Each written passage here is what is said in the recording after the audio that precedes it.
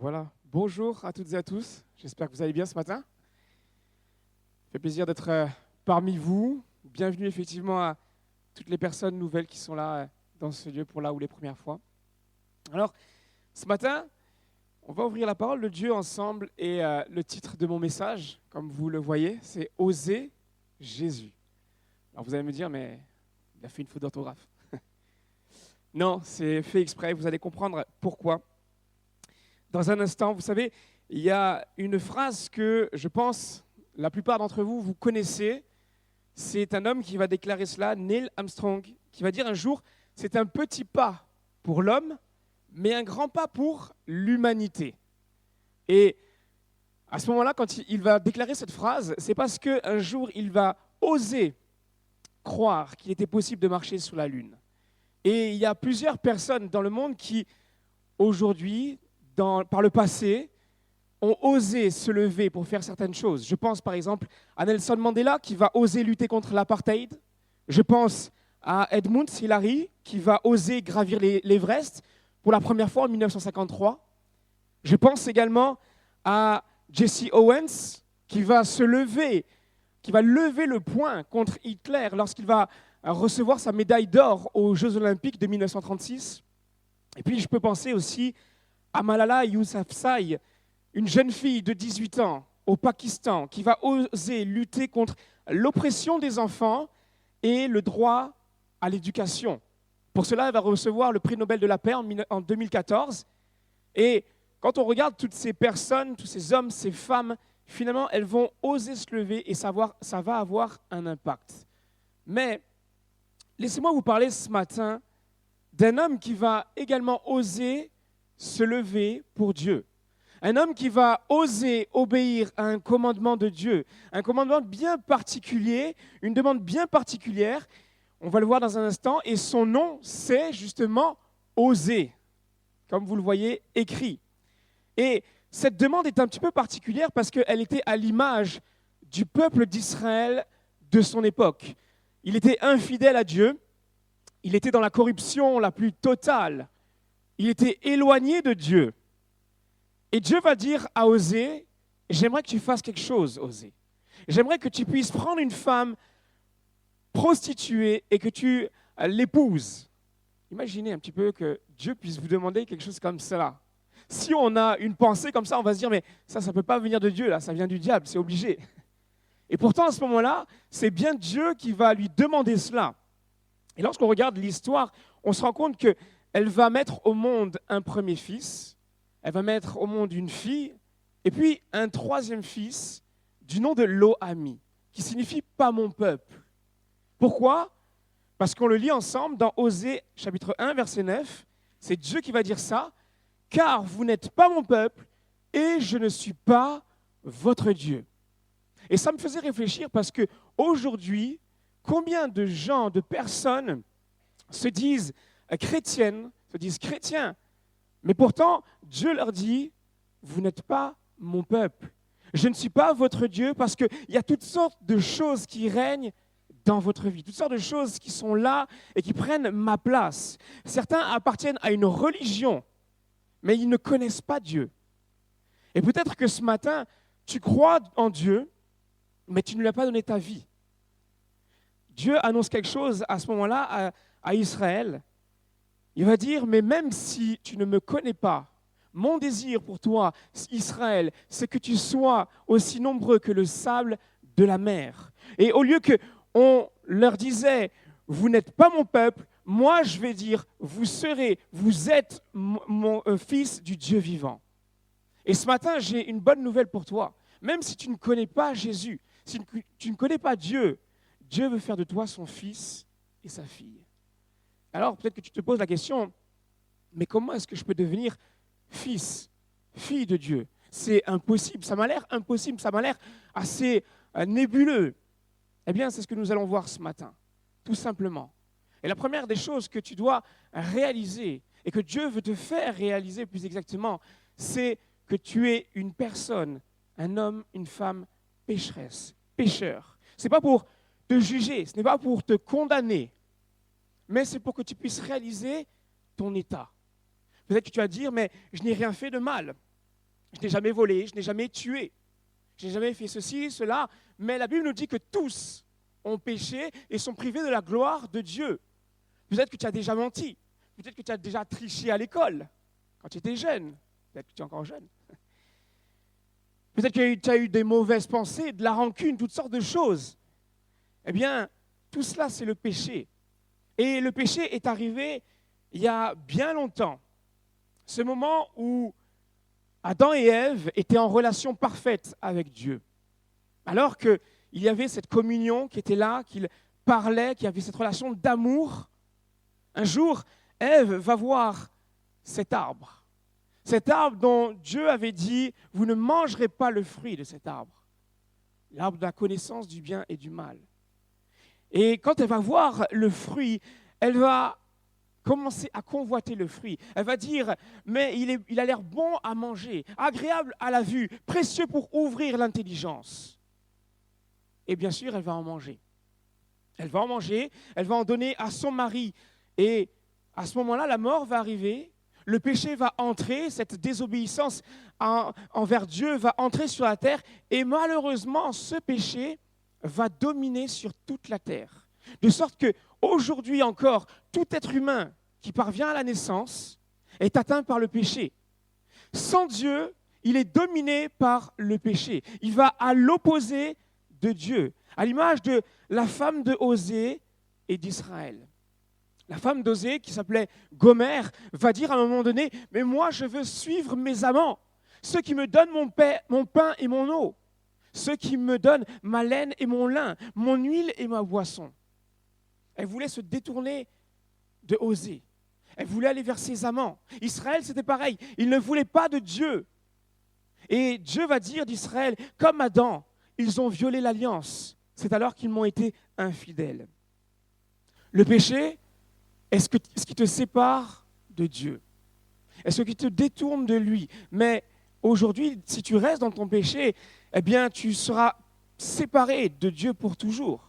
Malheureusement, et je ne vais pas m'arrêter sur ça, j'ai une bonne nouvelle pour toi, c'est que Dieu est bon et il a trouvé justement un moyen pour te détourner de cela.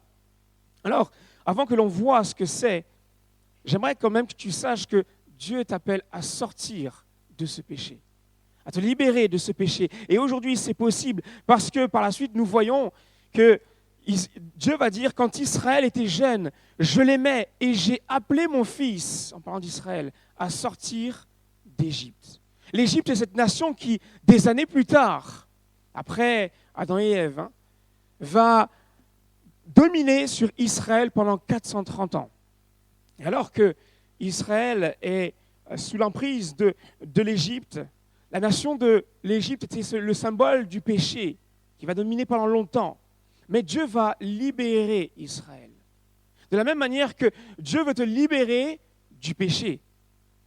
Il ne veut pas que tu puisses rester séparé de lui. C'est pourquoi il t'appelle ce matin à faire un choix. Tu as le choix ce matin. Dieu va dire d'Israël ceci.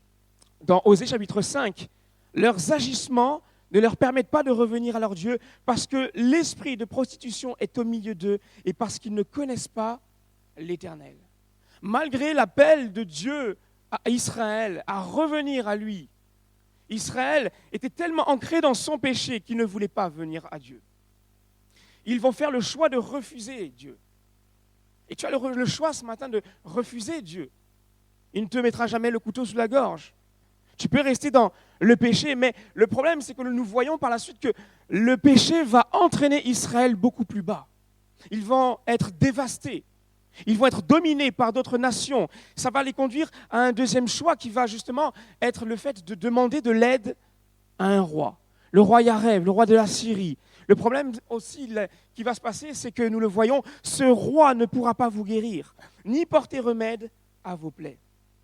Et j'ai envie de te dire quelque chose ce matin, c'est que de ne pas essayer de chercher la solution à ton problème en dehors que de Dieu. En faisant cela, tu vas faire face à l'illusion.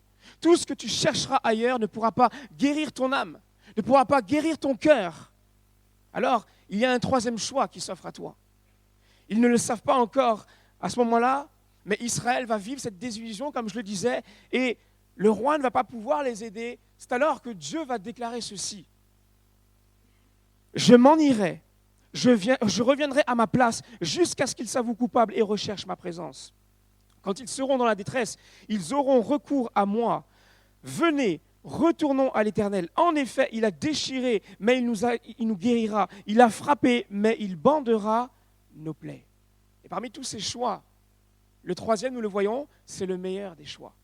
Parce que nous voyons que Israël est appelé à revenir vers Dieu, à trouver refuge en lui, à répondre à son appel. Ce matin, viens vers Jésus, viens vers Dieu, il t'appelle, repens-toi de tes péchés, cherche à le connaître, invite-le dans ta vie, il t'accueille les bras grands ouverts. Alors, comment est-ce que le Dieu dont tu me parles, peut-être que tu te dis cela, pourrait être la solution, pourrait agir dans ma vie? Eh bien, nous le voyons, tout d'abord, il faut se détourner du péché. Mais Dieu veut faire de toi sa fille, son fils, grâce à son plan parfait. Et nous continuons par le sacrifice de Jésus.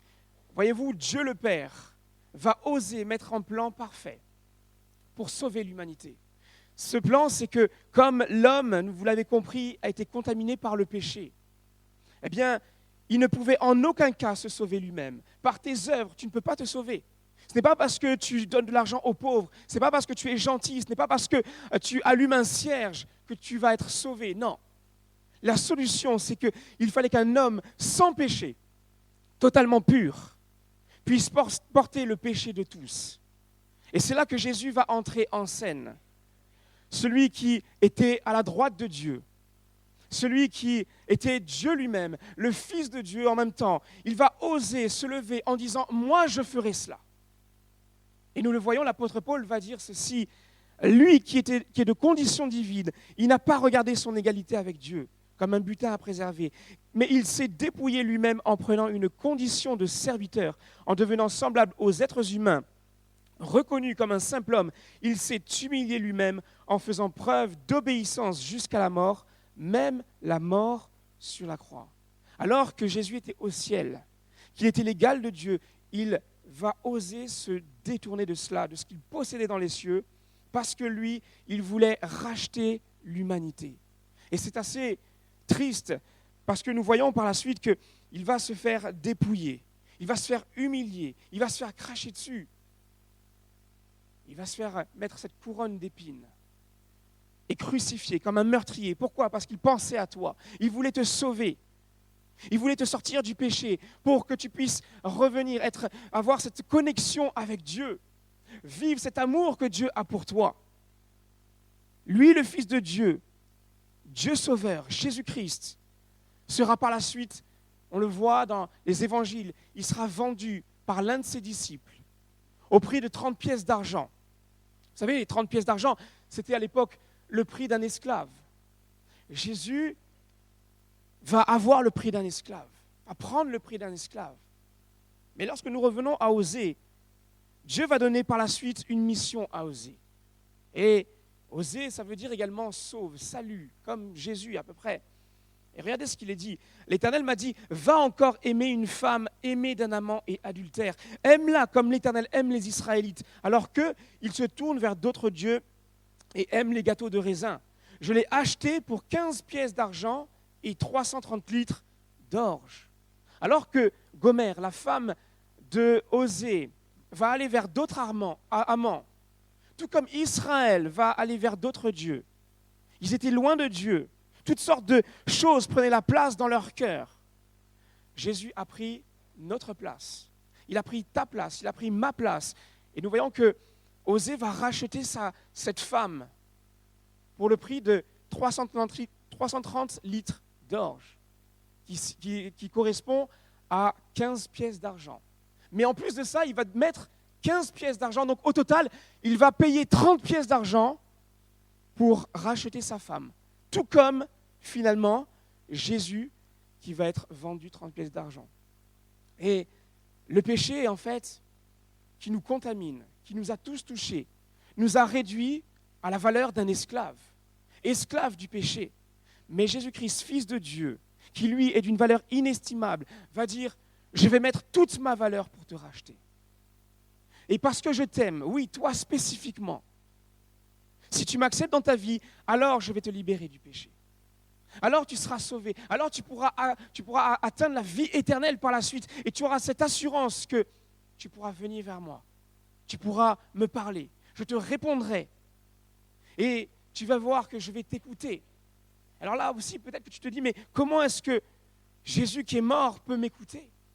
Eh bien, c'est mon troisième point, c'est que Jésus n'est pas simplement mort, mais il est ressuscité. Et lorsque Jésus va mourir, tous ses disciples étaient dans la tristesse, une tristesse profonde, parce qu'ils avaient oublié un enseignement, l'enseignement de Jésus. Lorsque Jésus va dire ceci, pendant qu'ils parcouraient la Galilée, Jésus leur dit, le Fils de l'homme doit être livré entre les mains des hommes, ils le feront mourir, et le troisième jour, il ressuscitera. Ils furent profondément attristés. Quand ça va arriver, ce moment va arriver, on voit, ils vont être aussi attristés. Mais au bout de 3 jours, Jésus va ressusciter. Il sera vivant. Et aujourd'hui, il est encore vivant. Et donc, s'il est vivant, alors il peut t'écouter.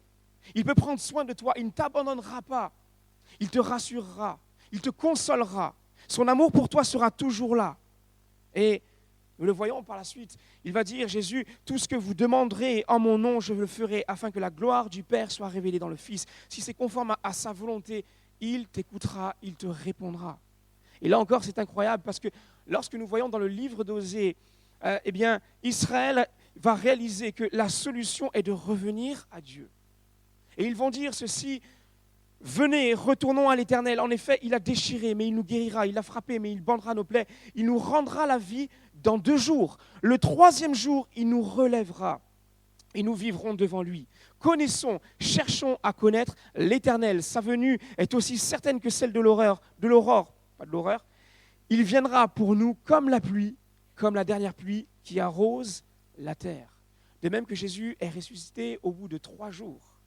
Dieu déclare qu'Israël dira qu'il lui rendra la vie au bout de 3 jours. Et cette prise de conscience va les amener à chercher, à connaître ce Dieu qu'ils ne connaissaient pas. Tout comme Jésus, ressuscité, eh bien, lorsque nous donnons notre vie, notre ancienne vie de péché meurt pour laisser place à une vie nouvelle. Paul va dire ceci par l'apôtre Paul, par le baptême, donc, nous avons été mis au tombeau avec lui pour être associés à sa mort, afin que, tout comme le Christ a été ramené d'entre les morts par la puissance glorieuse du Père, nous aussi, nous vivions une vie nouvelle. Quand nous lui donnons notre vie, son esprit vient en nous. Et parce que son esprit vient en nous, c'est comme si, finalement, il nous ramenait à la vie spirituellement. Le Saint-Esprit va nous pousser à chercher Dieu, à le connaître, à expérimenter son amour, à vivre ce qu'il a pour nous. Ce matin, tu peux connaître cet amour de Dieu. Ce matin, Dieu veut que tu puisses le connaître dans l'intimité, pas simplement superficiellement. Dieu veut t'amener à le connaître personnellement parce que lui, il te connaît. Et plus tu seras proche de lui, plus il y aura des fruits qui vont en ressortir. Parfois, nous voulons essayer de lutter par nos propres forces. C'est comme ça que je vais réussir à atteindre Dieu. C'est comme si avec mes œuvres, mais non. L'apôtre Paul continue en disant, voici donc ce que j'ai à vous dire, laissez le Saint-Esprit diriger votre vie et vous n'obéirez plus aux désirs de votre propre nature. Alors que tout ce processus surnaturel va agir naturellement en toi, il va faire de toi son enfant, son fils, sa fille. En effet, tous ceux qui sont conduits par l'Esprit de Dieu sont fils de Dieu. Et vous n'avez pas reçu un esprit d'esclavage pour être encore dans la crainte, mais vous avez reçu un esprit d'adoption par lequel nous crions « Abba, Père ». Père. Abba, ça veut dire Père. L'Esprit lui-même rend témoignage à notre esprit que nous sommes enfants de Dieu. Ce matin, tu peux devenir enfant de Dieu par Jésus-Christ. Si tu lui confies ta vie, tu peux être sûr qu'il se penchera vers toi. Sa faveur divine sera sur toi. Nous le voyons, sa venue est aussi certaine que celle de l'aurore. Il viendra pour nous comme la pluie, comme la dernière pluie qui arrose la terre. Cette dernière pluie annonçait le temps des récoltes. Et lorsque tu viens à Jésus, je le disais tout à l'heure, eh bien, il y aura des fruits qui vont en ressortir. Tu connaîtras le vrai amour, la vraie paix, la vraie joie. Et tout cela est possible, rendu possible aujourd'hui grâce à la résurrection de Jésus-Christ. Cette résurrection eh bien, tu peux la connaître toi aussi, spirituellement. Mais pas non plus, ce n'est pas non plus aussi au sens spirituel, dans le sens où finalement, un jour, nous sommes tous destinés à mourir. Et après la mort, Jésus va revenir nous chercher. Alors, je ne vais pas rentrer dans tous les détails, mais il va nous ressusciter également pour qu'on puisse être auprès de lui. Si nous avons cette assurance, si nous l'avons accepté dans notre cœur, nous pourrons être désormais auprès de lui, pour toujours. Et j'aimerais également rappeler que dans Osée, Israël a connu Dieu et s'est détourné de lui. Et ce matin, peut-être que tu es là et tu as connu Dieu par le passé. Tu t'es approché de lui, tu l'as expérimenté, mais pour je ne sais quelle raison, tu t'es détourné de lui. Il n'est pas trop tard pour revenir. Au contraire, aujourd'hui, c'est un moment favorable pour cela. Jésus t'attend les bras grands ouverts. Et nous le voyons dans Osée 14, Dieu va dire, reviens Israël, c'est un appel, reviens au Seigneur, à ton Dieu, car si tu es tombé, c'est l'effet de ta faute. Revenez au Seigneur en lui apportant ces paroles. Pardonne tous nos crimes, reçois favorablement plutôt que des taureaux ce que nous déclarons. Ce n'est pas la Syrie qui pourra nous sauver. Nous ne monterons plus sur des chevaux de guerre. Nos idoles sont seulement des objets fabriqués. Nous leur dirons plus qu'elles sont notre Dieu, car toi seul sais montrer de la bonté à l'orphelin. Et Dieu va continuer ceci en disant, je guérirai Israël de son infidélité, dit le Seigneur. Je n'aurai pas à me forcer pour lui montrer mon amour, car je ne lui en veux plus. Ne crois pas toutes ces pensées qui te disent que c'est trop tard, que tu ne peux pas revenir à lui. Dieu veut te ressusciter spirituellement. Pourquoi ? Parce qu'il dit, je n'aurai pas à me forcer pour te montrer mon amour. Ce n'est pas simplement pour Israël, mais c'est pour toi aujourd'hui. Car je ne t'en veux plus. Alors, je vais inviter l'équipe de louange à revenir. Et je vais conclure simplement par un témoignage. Mon témoignage, ma propre expérience, parce que je te dis, mais peut-être je suis trop loin, je suis trop sale. Voyez-vous, pendant un temps, pour ceux qui ne connaissent pas mon témoignage, c'est vrai, j'ai connu Dieu dans ma jeunesse, j'ai expérimenté son amour, mais un jour, je me suis détourné de lui. Il y a eu des choses dans ma vie qui ont fait que j'ai renié la foi. Je ne voulais plus de Dieu, je ne voulais plus venir à l'église. Et mon péché, finalement, m'a entraîné bien bas, dans plein de choses, plein de problèmes. Et c'est alors que, je me rappelle un jour, j'étais au plus bas et je me suis dit, je vais retourner à une réunion de jeunesse.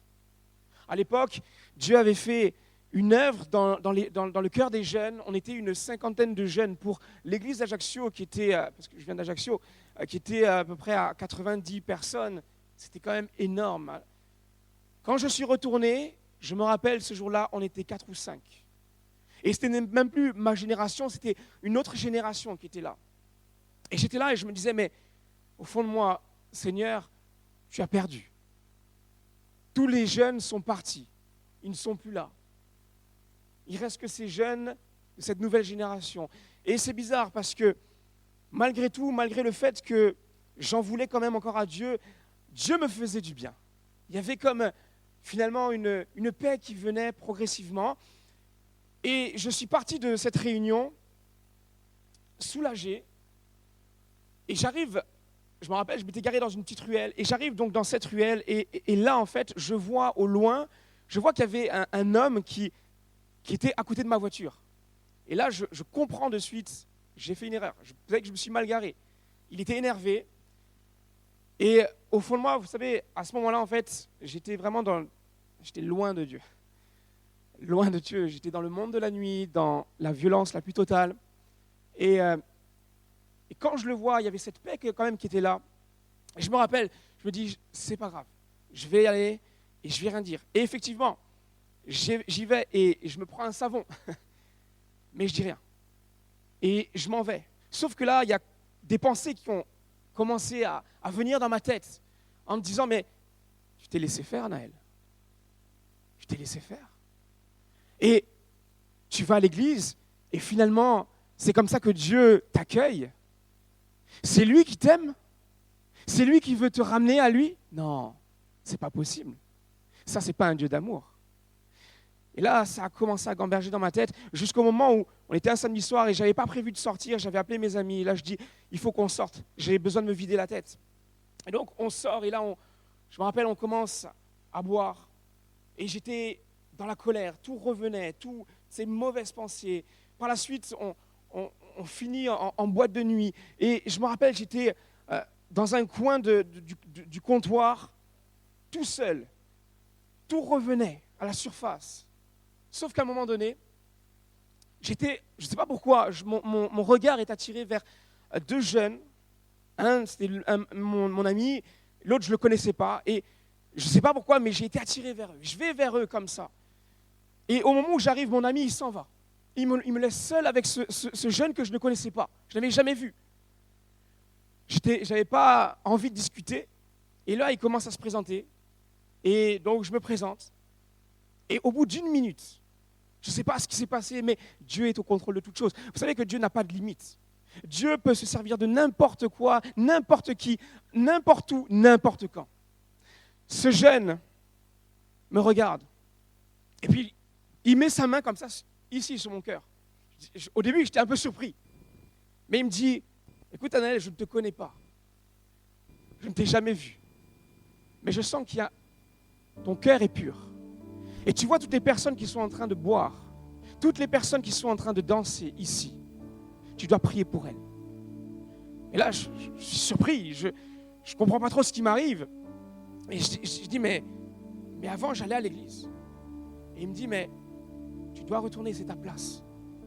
C'est ta place. Et là, waouh, je pose mon verre et je rentre chez moi. Et c'est comme si finalement Dieu me disait, je suis au-dessus de tout ça.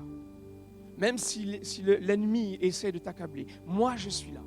Et pourtant, eh bien, je ne suis pas revenu de suite. Il a fallu 1 an par la suite. Mais Dieu a su me ramener. Et aujourd'hui, je suis là. Et voyez-vous, quand je pense à cela, ça me fait penser à ce texte, justement, dans Osée 11.4. Je les ai tirés avec des liens d'humanité, avec des cordages d'amour. Et ce matin, c'est ce qu'il veut faire avec toi. Il veut t'attirer à lui avec des cordages d'amour. Alors, je vais terminer avec une simple question. Oseras-tu choisir Jésus dans ta vie, dans ton cœur? J'aimerais qu'on puisse faire quelque chose, qu'on puisse fermer les yeux ensemble. Et en même temps, je vais faire un appel. Si tu veux accepter Jésus dans ton cœur, si tu ne le connais pas, mais que tu veux le connaître, si tu veux qu'il puisse remplir ta vie, qu'il puisse sauver ton âme, je vais te demander de venir, t'avancer. Et on va prier. Il y a Nathanaël, il y a Jean-Luc Solésio. On va prier pour toi. Et si aussi, eh bien, tu t'es éloigné de Dieu pendant un temps, tu peux venir aussi sur le devant. On va prier pour toi. Alors, pendant ce temps, alors que tout le monde baisse les yeux, qu'il y a la louange qui sera là, on va prier pour toi. Avance-toi sur le devant et on sera là.